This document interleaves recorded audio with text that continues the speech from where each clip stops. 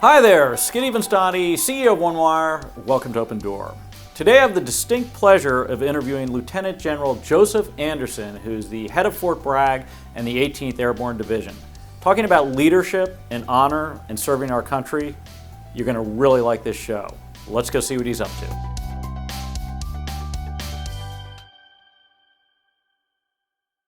Sir, let me start off by saying I cannot thank you enough for your 36 years of service to our country, and I'd also like to thank all of the troops out there for what they've done for this wonderful country. I would love to talk to you a little bit about what your life was like as a child growing up.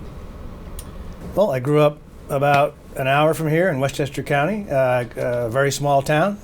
But I come from humble roots. I have a mom and dad, hardworking parents, blue-collar folks, second generation to America, but we lived in a small two-bedroom house, stayed in the same town and school system my entire life, but I think I was a fairly average kid, played all kinds of sports, did scouting, was involved with lots of activities, had a lot of friends, did some good things, did some bad things, but had fun growing up. Of all your accomplishments to date, what has meant the most to you? My soldiers mean the most to me. This is the Army's about people, and the only reason most leaders stay is for their soldiers. It's all about keeping them trained, prepared, and ready to go and do whatever our nation asks them to go do. And they keep you young and they keep you motivated. And they're our nation's treasure. There's heroes everywhere you look, and being around them is a very humbling and privileged experience. The military is a huge organization. What does it take to be an effective leader?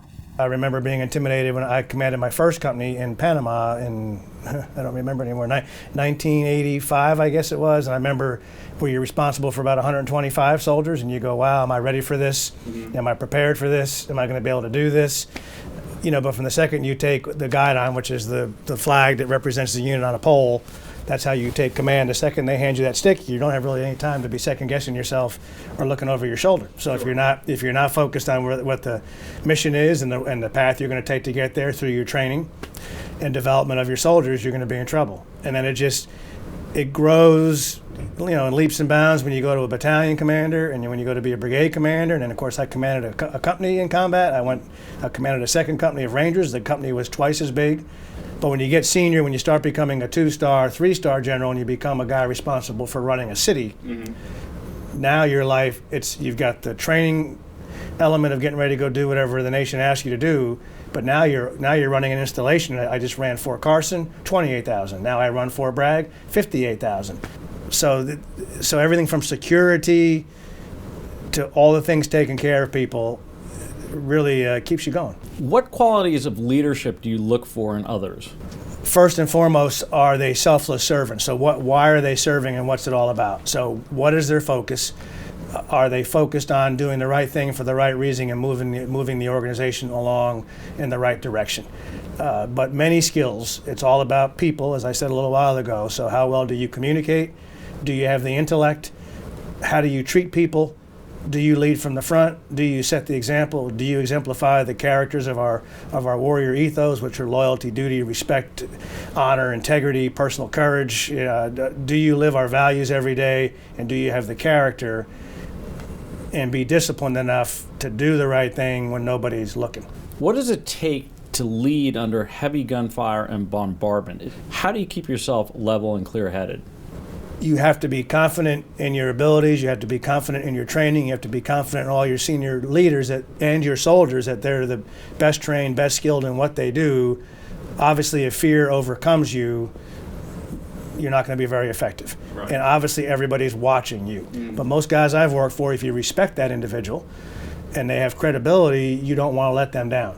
Sure. And as long as they're watching you, they know that you're going to do the best you can to allow your unit to be successful and to care for them and ensure and safeguard their lives as best you can. Of course, we've all lost soldiers. There's nothing worse, there's nothing more horrible in the Army than losing a soldier. What are some of the top priorities in terms of helping our wounded with post-traumatic stress and brain injuries?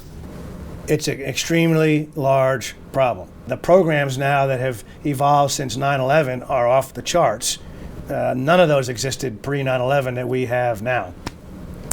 There used to be about roughly a total, I may be off a couple of years ago, there were a total of 623 programs in the Army to deal with soldier and family programs.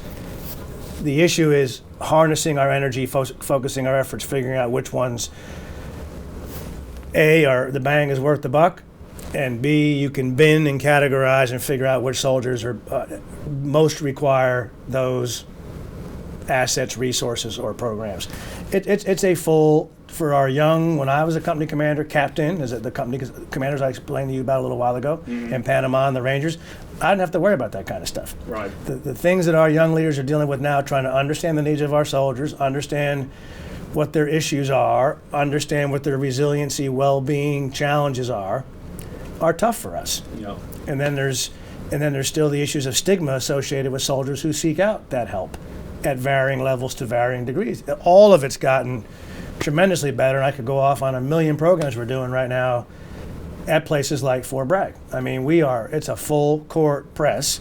So besides training to go for deployments, those that are in the chute to go do that, making sure that the quality of life and all the services and programs remain commensurate with the quality of the service of our soldiers and their families. You're in front of the graduating class at West Point, 2014. What sort of advice would you give them on leadership? I just spoke to a high school in California a month ago in Los Angeles, and I spoke to a high school in Houston for Veterans Day weekend. What I tell them first and foremost is focus on your education, continue your education, but all of you need to serve. What makes our country great is service to nation. That could be part of the Peace Corps, that could be the Army. I don't care how you do it. You owe to this country, we're never going to go back to a draft. We want a high quality volunteer Army, and we want to retain the best soldiers that we have in the Army.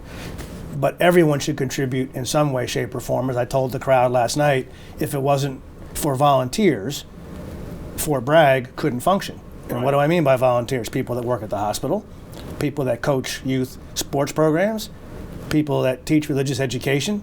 None of those people are paid. Sure. They're all volunteers, from our family readiness groups to our schools, parent teachers associations, just like in communities here in Putnam, Westchester, Dutchess County. Same deal. So that's what our youth needs to be focused on, is how are they going to contribute to society and be a integral part of society by giving up time to help others. Again, I'm here with Lieutenant General Joe Anderson, head of the 18th Airborne and Fort Bragg. You guys have done an amazing job and cannot thank you enough.